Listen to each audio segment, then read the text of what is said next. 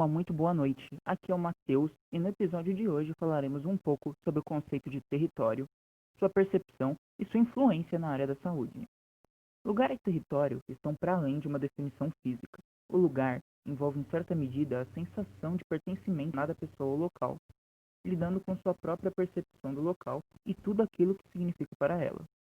Já o território seria melhor definido quanto às suas relações de poder, uma vez que isso pauta sua formação, define fronteiras, lógicas sociais, relações, entre outras coisas.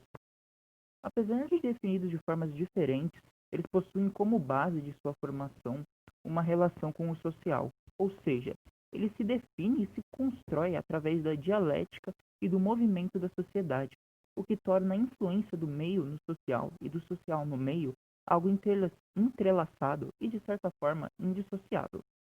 A partir disso, podemos tornar mais clara a relação entre o adoecimento de determinada população e seu território ou lugar de pertencimento.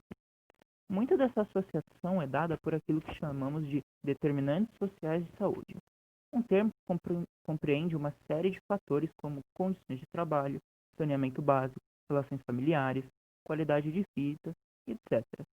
Não é difícil perceber que todos os fatores citados podem, e no geral, são influenciados pelo seu território e, para além disso, seu lugar.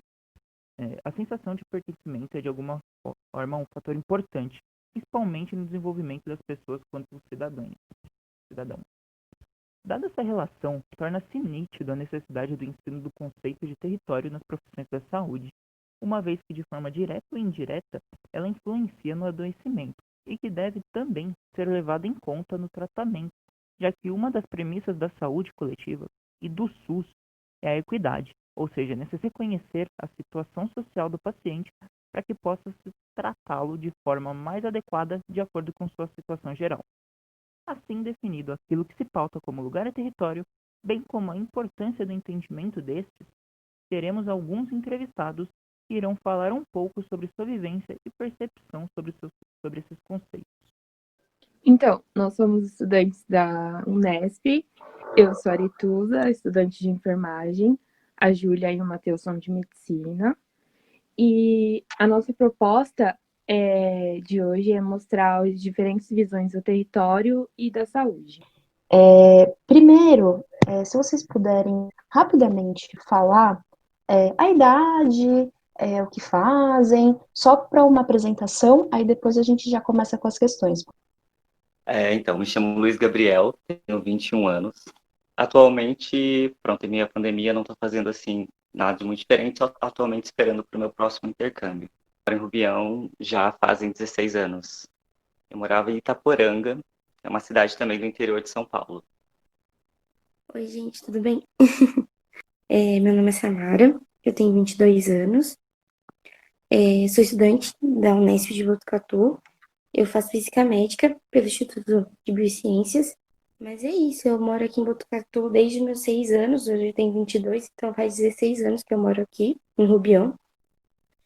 Eu nasci em São Manuel, num distrito bem pequenininho, chama ainda, né? Distrito de Aparecida de São Manuel. E eu vim para cá por conta disso mesmo, por conta de saúde, desenvolvimento e tudo mais. Eu sou Luciano, cheguei em Rubião Júnior em 1999. Hoje tenho 46 anos, sou presidente do Instituto Semeando aqui de Rubião, que é uma ONG formada há 2 anos, onde a gente atende as crianças, jovens, adolescentes, mas o foco mesmo é a família. Bom, a gente já dá para perceber assim que todos têm uma vivência extensa, né, em Rubião. Então todo mundo também tem uma vivência anterior à vivência de Rubião. A primeira pergunta é uma pergunta meio abstrata, assim, mas é interessante para a gente entender qual que é a visão de vocês. O que para vocês significa território? Eu acho que para mim território é região que eu tenho mais conhecimento, é região onde eu tenho como destinada para mim como local de vivência, né? Por exemplo, o território onde eu convivo, o território onde eu tenho uma vivência maior, o território onde eu tenho mais, sei lá, um apego sentimental, talvez. Mas eu imagino que seja essa delimitação de espaço, né? Essa questão de pronto, onde a gente vive e uma coisa mais geográfica é o que eu consigo imaginar no momento, assim. Foi, inclusive, quando ela começou a falar, que eu comecei a raciocinar algo assim, mas para mim ficou com essa visão um pouco mais geográfica. Bom, o que eu vejo hoje como território, já com essa vivência, né, da minha idade, ele pode ser formado tanto como uma questão geográfica, também ele pode ser o território onde eu convivo a minha vida mais fechada, ali é meu território, ali é o meu cercado, aquilo ali, no caso, me pertence, né? E território também, pelo meu ponto de vista, ele pode ser aonde eu convivo, a minha comunidade, aonde eu conheço mais. Então, aquele território onde eu convivo, vamos fazer de conta assim, eu sei, conheço as ruas. Se eu for para um outro bairro, né, que não é o meu território, onde eu não convivo, então, assim, eu fico perdido, né? Por que eu fico perdido? Porque não é o meu território. O que que vocês acham que mais conecta cada um de vocês com o território de Rubião? Uma identificação mesmo com o lugar que vocês vivem. Olha, eu acho que aqui acaba sendo, acaba trazendo uma sensação muito específica do local mesmo. Porque às vezes quando a gente, por estar morando aqui há muito tempo, parece que quando a gente vai para Botucatu, né, para o centro de Botucatu, é como se fosse uma outra cidade, como se fosse como se a gente estivesse viajando para outro lugar, literalmente, porque aqui me passa uma sensação muito diferente de tranquilidade, de locais específicos, onde, por exemplo, a igrejinha daqui de Rubião é uma igreja muito específica, uma igreja onde fica num local muito específico, muito característico daqui, né? Então, esses pequenos pontos, a tranquilidade de você poder andar, não ter essa preocupação em alguns locais aqui da região, algumas outras coisas mais perigosas. Ainda existem lugares aqui que as pessoas podem brincar na rua, diferente de outros lugares, então esse aconchego mais familiar é bem diferente, é bem característico daqui, eu sinto. Você vê uma grande diferença entre a estrutura, no sentido de casas, sentido de mercado, loja, todo tipo de estrutura aqui é diferente do centro da cidade. E também o pessoal. As pessoas aqui têm um jeito diferente, na minha opinião também. Aqui dá uma sensação mais de interior. As pessoas que moram aqui trazem uma sensação mais de interior do que as pessoas que moram mais no centro. Não sabe aquela sensação de quando você vai na casa de vó? Aqui tem bastante isso. Pelo menos aonde eu cresci, né? No modo afetivo, se torna uma coisa muito boa, mas em outros lados, no lado mais do desenvolvimento, escola, no sentido de posto de saúde, esse tipo de coisa, a gente aqui é bem desfavorecido.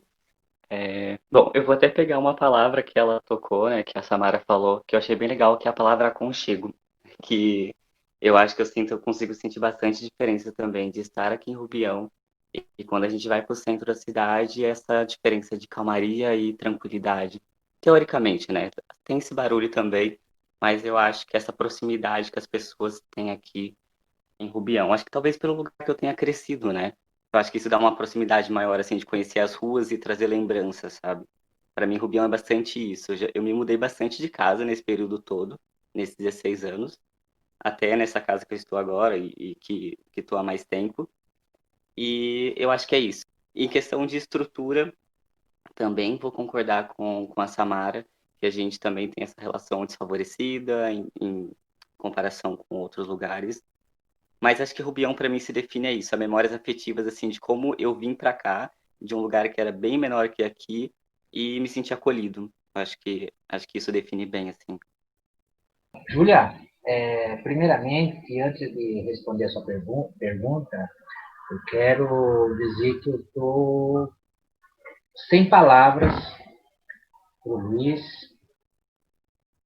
para a Samara, porque eu vejo eles com grande orgulho no nosso distrito. Não os conheço, espero conhecê-los, é mostrar que, além de ver que a gente é uma periferia de Botucatu, como foi falado aí pela Samara, a gente não tem uma abertura para a cultura, para o lazer, para a educação, não tem investimento nessa área do nosso distrito. Estamos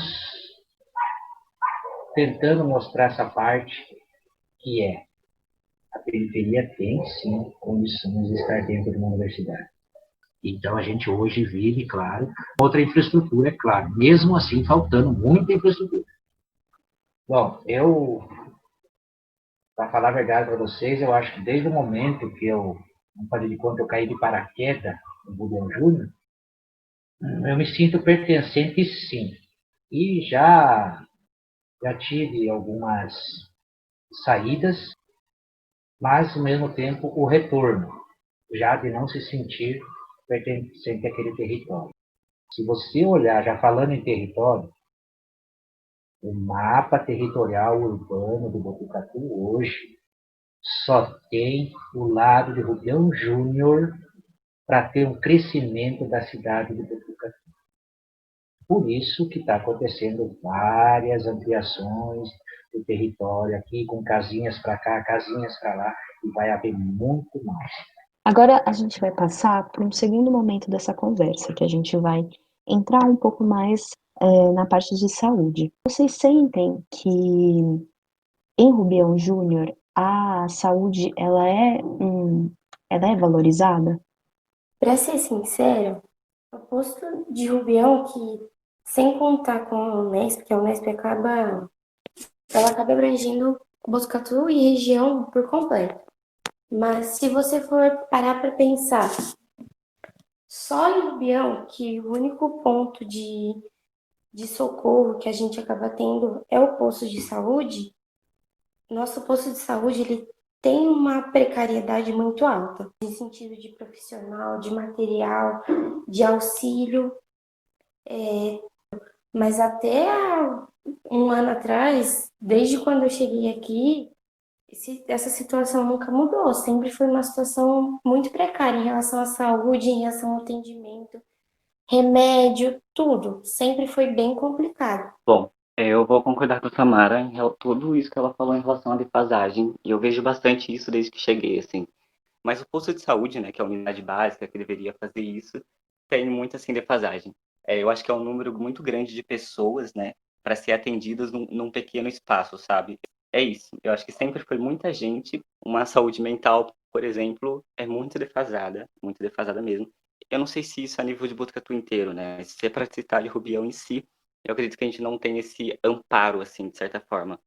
Algumas áreas que existem dentro da Unesp poderiam ser facilitadas, sabe? Então, acho que é mais essa ligação de território, sabe? De saber que a Unesp está aqui e de que, de certa forma, talvez ela pudesse estar mais presente na vida das pessoas de Rubião, entende? Posso fazer uma Luciano? observação? Claro, à vontade. Rapidinho, desculpa até, eu não queria atrapalhar o Luciano, mas assim, vou dar um exemplo que acontece bastante aqui, começou a acontecer depois da Unesp começar a receber mais casos mais graves, né? Geralmente direcionado para a Unesp, os casos onde aconteceu alguma coisa mais grave, aí a pessoa vai até um outro pronto atendimento e é redirecionada para cá, né? Mas, por exemplo, de Rubião para o próximo pronto atendimento, seja o Sorocabano, hoje em dia é para criança, né?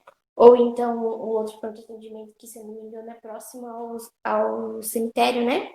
Eles ficam em torno de uns 20, 25 minutos de Rubião até lá, de carro. Então, assim, para os moradores daqui de Rubião, eu acho que a Unesp seria muito viável se continuasse tendo esse atendimento, porque se você acaba sofrendo um acidente um pouco mais grave no centro da cidade, para vocês receber um atendimento em algum desses hospitais que ficam mais no centro, é bem mais viável, bem mais rápido. Agora, para você sair daqui de Rubião até esse pronto atendimento, por exemplo, uma criança, sei lá, se machucou, quebrou o braço, daqui em Rubião, para ela ir até o Sorocabano, lá no centro, a mãe dela demoraria uns 35 minutos. Boa parte da população daqui de Rubião é carente, muitos podem não ter carro. Então, assim, eu acho que se a Unesp voltasse a ter esse pronto atendimento, claro, como o Luiz falou, não tendo privilégio para quem mora em Rubião, mas assim, por conta da distância mesmo. Facilitaria muito, assim, sabe, esse atendimento. Bom, eu concordo aí com de partes. Eu acho que um ponto que o Luiz tocou é, sim, é mostrar a comunidade, ensinar a comunidade, passar a explicar como que é o funcionamento, porque são fases, depende de cada fase do caso do atendimento. É o setor que vai ser enviado para esse tratamento. O Rubião Júnior é enorme. Para muitos, o Rubião Júnior é esse miolinho aqui. Não, o Rubião Júnior é grande. Nós temos a área rural que tem mais de 5 mil agricultores. Mas vamos ao ponto do porquê que o Luciano acha dessa defasagem, principalmente de 90% das especialidades num posto de saúde. Um comodismo da prefeitura municipal na época que a Unesp fazia tudo, atendia todos. A prefeitura se acomodou. A Unesp, o Estado, estava fazendo tudo, por que eu não ia investir em saúde em Rubião Júnior? Quando a Unesp cortou esse vínculo, é que começou toda a problemática. Porque o nosso posto de saúde de Rubião aqui atende mais de 7 mil da vila do bairro Santa Elisa, atende mais de 4 mil. Então, fora toda a comunidade rural, para onde que eles vão? Para o posto de saúde, para o local mais próximo. Mas teve ampliação dos médicos? Teve da disciplina? Não teve. Então, eu hoje, sinceridade, eu não vejo uma necessidade da Unesp estar aberta para atender. Não é para isso que a Unesp está aqui. E sim para atender os casos de emergência, urgência, que o pronto-socorro encaminha. Temos um município que tem que atender a saúde. Não é culpa da Unesp, da comunidade estar, nem Botucatu estar nessa situação da saúde defasada.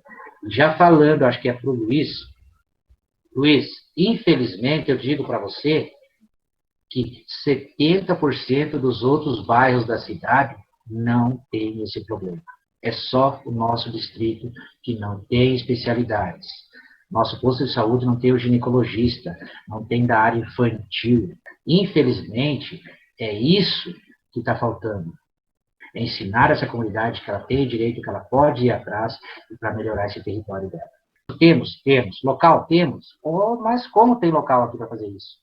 Então, esperamos aí a luta, vamos correr atrás para que a gente consiga isso, sim, que melhora o nosso distrito, que é tão grande, né, e tão carente. E como que vocês acham que o lugar que vocês vivem, né, no caso Rubião, pode contribuir com a qualidade de vida de vocês e, em especial, com a promoção de saúde? Eu acho que, assim, no sentido de saúde mesmo, Rubião, ele contribui em meios sentidos, assim, na minha opinião. Por exemplo, no sentido de saúde mais psicológica, no sentido de uma saúde mais, assim, ambiental mesmo, de você poder se preocupar mais com você aqui, até que tem esse auxílio, assim, no sentido de ser um lugar mais tranquilo, de você poder fazer uma caminhada e tudo mais. No sentido de saúde, assim, de auxílio ao médico, a um posto de saúde, eu acho que aqui poderia contribuir mais com esse auxílio mesmo, de uma maior infraestrutura, mais profissionais, mais demanda, né, para a população. Acho que seria nesse sentido.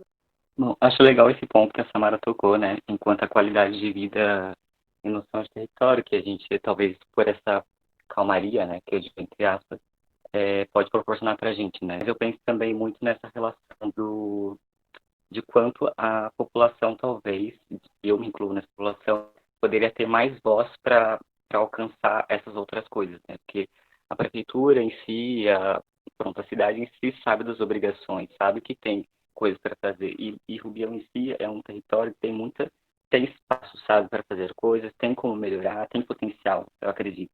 E eu vi também bastante do Luciano falar sobre isso, né? Falar sobre que é uma pessoa que busca os direitos dele e tudo mais. E eu acho que falta um pouquinho dessa iniciativa nas pessoas. O que a comunidade precisa fazer? Eu acho que é como o Luiz comentou. primeiro entra o fator conscientizar os moradores da comunidade. Eles saberem que eles têm o poder de cobrança dos seus direitos adquiridos, né? O meu território em si, sinceramente para você, não contribui nada. Infelizmente, é o que eu tenho a dizer para você. Não contribui. Por quê? Porque tanto faz. A pessoa ela se acomoda naquilo que ela vive, né? E ela não vai em busca de melhor. Então, com esse acomodamento, o Bião tem várias famílias que necessitam de ajuda, são carentes, né? São famílias vulneráveis, mas também são famílias que têm condições de pagar uma consulta, têm algum plano médico, né? E muitas vezes ela prefere o plano médico e não usar o SUS, que é nosso. Infelizmente, não se faz nada para que se tenha ajudar na saúde, não. Como comentado pelo Luciano e pelo Luiz, no sentido da saúde, assim, da doença, como eu tinha falado, não contribui. Por conta dessa falta de profissionais, a falta de atendimento, essa falta de possibilidade. Mas, falando assim, como o Luiz está dando essa perspectiva de você poder ir atrás, poder correr pelo seu direito, pela sua possibilidade, para você ir conquistar aquilo que é seu por direito e não só, como comentado, ir até o particular, recorrer ao particular em si, bater o pé pelo que é seu público, né, pelo que é seu por direito, pelo Estado, é uma coisa que faz falta aqui, que acaba não ajudando a população. É isso, gente. Acabamos de bater um papo com os participantes do episódio de hoje, o qual tratou da percepção do território e do seu pertencimento a ele. Além disso, tratamos da relação do território com a saúde, ou seja, de como a saúde se apresenta nessa localidade e como a interação território-saúde pode ser construtiva, tanto para a comunidade quanto para o sistema de saúde em si. A conversa ficou bem bacana e vale a pena ver o vídeo completo, então quem puder tá vendo. E obrigado pela companhia de quem acompanhou o episódio de hoje e até uma próxima. Participaram da idealização e realização desse podcast, na pesquisa e roteiro, Esther e Matheus Aquino, na produção, Aretusa Neves e Júlia Pelizon, e na edição, Giovana Garcia. Now the world don't move to the beat of just one drum, but